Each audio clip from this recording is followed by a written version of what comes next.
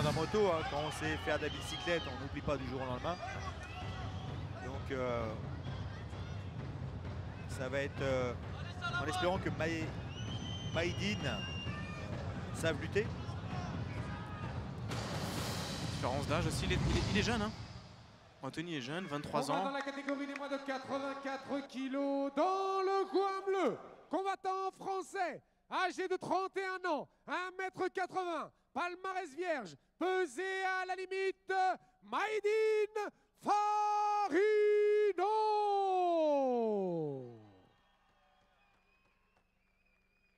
Son adversaire dans le coin rouge, également combattant français de la M-Top Team. Il est âgé de 23 ans. Il mesure 1m84, a été pesé également à la limite.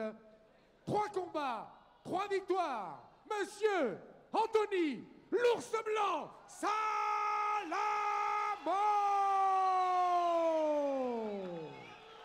3 reprises de 5 minutes. Anthony Donc, Salamone. Hein. Un catchweight à 88 kg, sans doute parce que Maïdine, c'était un remplacement de dernière minute et peut-être qu'il n'a pas voulu vraiment faire un gros cutting.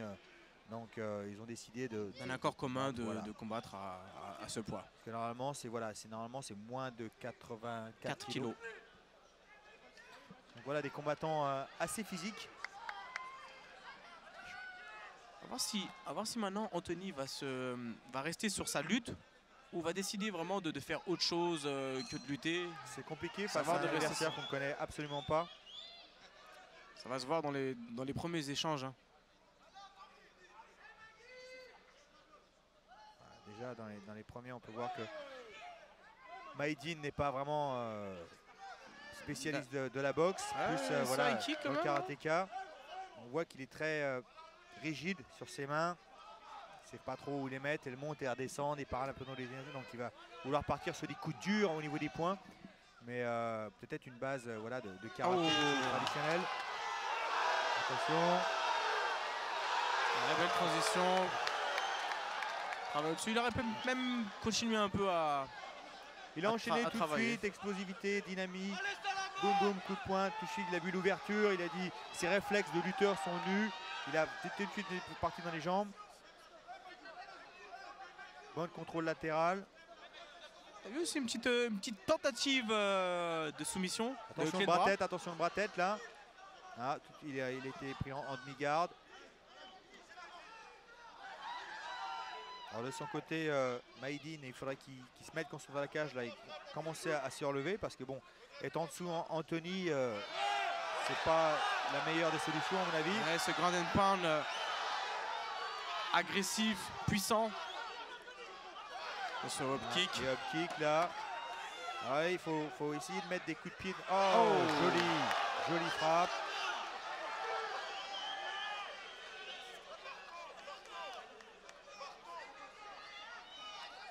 Ça va être difficile de tenter une clé de bras dans cette position. Il n'a aucun contrôle sur les poignets. Ouais, il est repassé en contrôle latéral.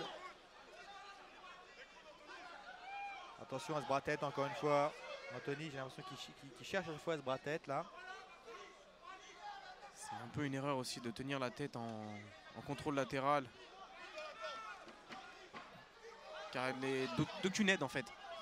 Oui, là il faudrait... C'est vrai qu'il la passe par-dessous, essayer de gagner un underhook ou un crossface pour pouvoir recomposer. Il faudrait que Maïdine la mette justement ce... Ah, il essaie de se retourner, attention, mais il donne le dos. Son dos. Ah, il se relève, joli. Oh, attention les coups bas là. Attention les coups bas. Ça touche à l'intérieur. Oui. Attention au coup de genou au sol. C'est pas passé loin. C'est pas passé loin.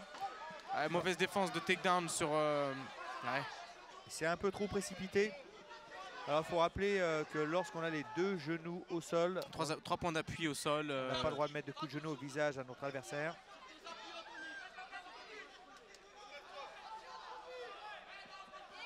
J'ai l'impression quand même que si ils vont fatiguer, hein, parce qu'ils sont quand même assez musclés, dynamiques, tout est un peu en force. Mais voilà, la position montée de Anthony, ça va être compliqué pour Maïdine. Et il reste 2 minutes, hein. 2 minutes c'est long en montée. Donc va falloir... Il faudrait qu'Anthony commence à chercher les frappes, qu'il prenne son temps, qu'il trouve les ouvertures. Ouais, attention à ce coup de coude qui passe. Alors, de son côté, Maïdine, il faudrait qu'il commence à bouger ses hanches, pousser les genoux de son adversaire, essayer d'avoir une demi-garde. Ouais, c'est ce qu'il fait. C'est pas ce qu'il y a de mieux à faire. Et ne pas le laisser se posturer. J'ai pas l'impression que c'est un grand adepte du jiu-jitsu. Il n'a pas vraiment énormément de mouvements de hanches. Il essaie plus de tirer la tête de son adversaire pour le contrôler au haut du corps et peut-être le ponter. Mais de son côté, Anthony est vraiment physique. Il a ce coup et ce haut du corps vraiment fort. Et qui envoie des frappes vraiment lourdes dans Ground and Pound. Et il prend son temps, il se précipite pas. Ouais, il prend le dos, joli, les deux crochets à l'intérieur. Il attaque tout de suite sur le coup.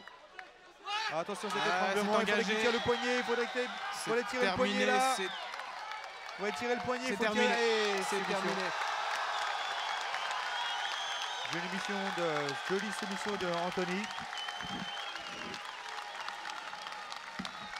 Victoire au premier round par étranglement arrière. Tu peux le dire en anglais. Rear naked choke. Ça va maintenant? Ah, j'ai du mal. Donc Maïdine qui n'avait vraiment plus de solution. Il essaie de récupérer une demi-garde, il n'arrivait pas de sortir de la montée non plus. Et à la fin, il a donné le dos.